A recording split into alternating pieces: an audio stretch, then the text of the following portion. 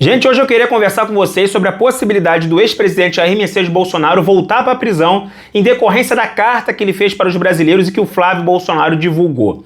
O que aconteceu, gente? O Lindenberg Farias, que é liderança do Partido dos Trabalhadores no Congresso Nacional, ele fez uma petição para o ministro Alexandre de Moraes dizendo que o Jair Bolsonaro tem que sair da prisão domiciliar e voltar para a prisão normal, vamos dizer assim, em regime fechado, porque ele descumpriu uma das cautelares. Para quem não lembra, o ministro Alexandre de Moraes, quando deixou o Jair Bolsonaro em prisão domiciliar, ele deu uma série de cautelares, ou seja, ele deu uma série de comportamentos que o Jair Bolsonaro deveria seguir para permanecer com a prisão domiciliar. E o Lindenberg está falando que o Bolsonaro infringiu uma dessas cautelares, uma dessas decisões, quando o Flávio Bolsonaro divulgou a tal carta aos brasileiros. Mas vamos ver o que o próprio Lindenberg disse. Olha, entrei com pedido de revogação da prisão domiciliar do Jair Bolsonaro.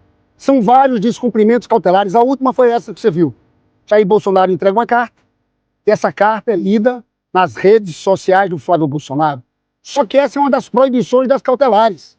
Jair Bolsonaro não pode falar nem da rede dele, nem das outras. Agora, a pergunta minha, por que eles tomariam um risco como esse?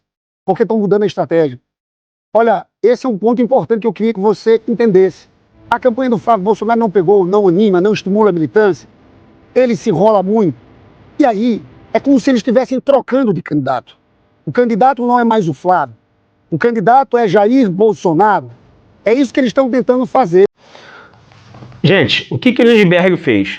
Ele entrou com essa petição para o Jair Bolsonaro voltar para a prisão, né? Pelo fato do Flávio ter divulgado a carta nas redes sociais. O Jair Bolsonaro está proibido de se expressar nas redes sociais, tanto nas redes sociais dele quanto nas redes sociais de terceiros. Por isso que o Flávio ter divulgado isso nas redes sociais dele seria um descumprimento da cautelar. Qual que é o problema? Que não existe prova nesse sentido. Não existe prova de que o Jair Bolsonaro falou assim: Flávio, divulga isso nas suas redes sociais, hein? Olha, pega essa carta aqui e divulga no Facebook, no seu Facebook, divulga no meu, divulga no seu Instagram, divulga no meu. Não existe essa prova. O Jair Bolsonaro pode ter falado assim: Flávio, toma e divulga no jornal X. Toma e fala pro jornal Y divulgar, fazer uma nota, falar não sei o quê. Isso é totalmente diferente do que já pressupor que houve descumprimento da cautelar. E a gente tem uma situação pior, que é o fato do próprio Lindenberg ter peticionado. E por quê? Porque o Lindenberg não tem, gente, o que a gente chama de legitimidade processual. É como se a minha avó pegasse um papel de pão e escrevesse assim: ministro Alexandre de Moraes, eu acredito que nesse processo aqui, que você está discutindo direito tributário, eu acho que você tem que fazer isso aqui, tá? Cumpra-se. Ela não tem poder para fazer isso. Ela não tem capacidade postulatória de fazer isso. Capacidade postulatória é a capacidade, né, de ser parte ali e pedir. Ela é uma pessoa completamente alheia ao processo, completamente estranha ao processo. Imagina você está com um processo contra vivo. Chega alguém, faz uma petição dizendo assim: não, mas você não tem esse direito não, porque XYZ. Mas, meu amigo, você não tem o direito de falar nada. E é isso que o Lindenberg está fazendo. O processo criminal é o Ministério Público contra o Jair Bolsonaro. O Lindenberg está peticionando nesse processo. Dia sim, dia também, dizendo: o Bolsonaro fez isso, o Bolsonaro fez aquilo, o Flávio fez isso, o Flávio fez aquilo, o Ministério Público tem que fazer isso, o juiz tem que fazer aquilo. Só que ele não tem legitimidade processual de acordo com a lei para fazer essas petições. Nenhuma.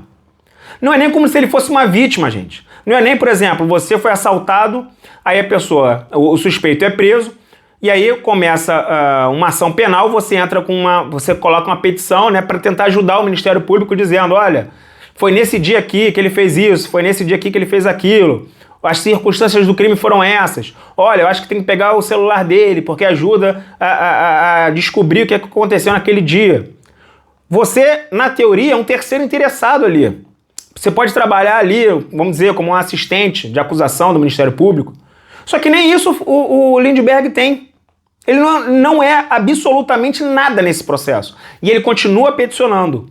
E por quê? Porque ele tem a conivência do ministro Alexandre de Moraes e do Paulo Gonet, do Procurador-Geral da República e do ministro relator do caso, o Alexandre de Moraes. Porque eles poderiam multar o Lindenberg Farias, poderiam proibir que ele fizesse isso, mas eles continuam a permitir que o Lindenberg faça essas petições. E por quê?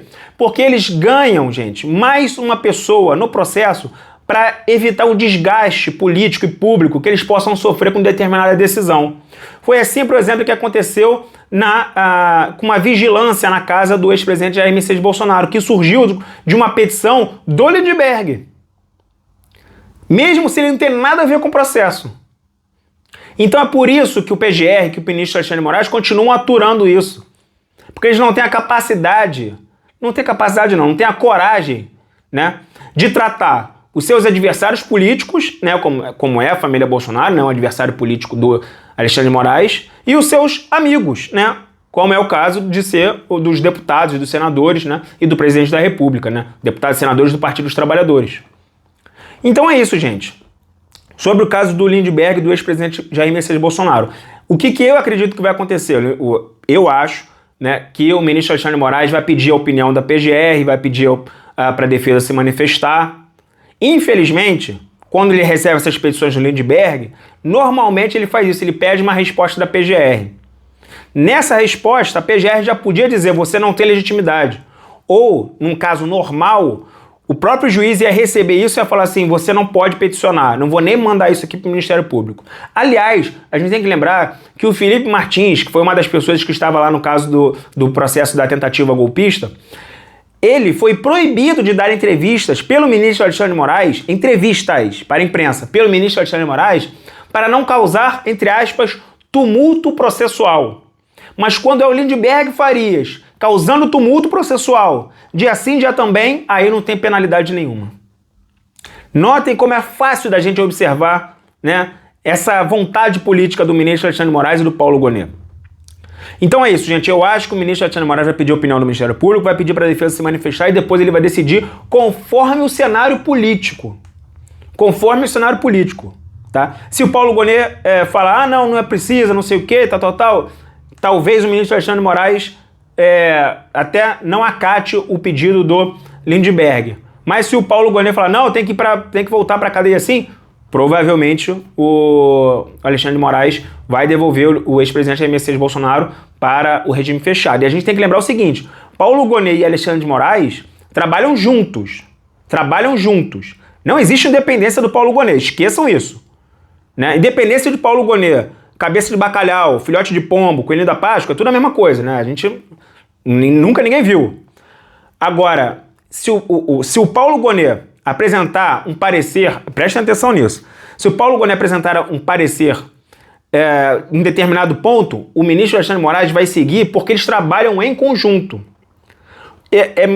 Eu nunca vi em um caso, em um determinado ponto, de um processo político, como é esse do ex-presidente Jair Messias Bolsonaro, o Paulo Gonet falar uma coisa e o Alexandre de Moraes discordar. Em um processo político desse, um processo criminal importante como esse, né, contra os adversários políticos do ministro Alexandre. Nunca vi. Seria a primeira vez. Eu não consigo imaginar o Paulo Gonet falando, não, eu acho que tem que voltar para a prisão. E o Alexandre de Moraes dizendo, não vou acatar essa posição do Paulo Gonet, não.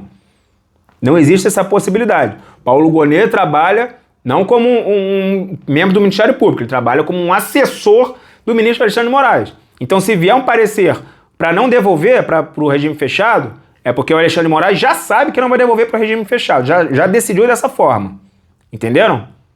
Então é isso, gente. Eu queria pedir para você curtir esse vídeo, para você compartilhar esse conteúdo e para você comentar aqui embaixo qual você acha que vai ser a atitude do ministro Alexandre de Moraes. Deixe a sua opinião aqui nos comentários e até a próxima.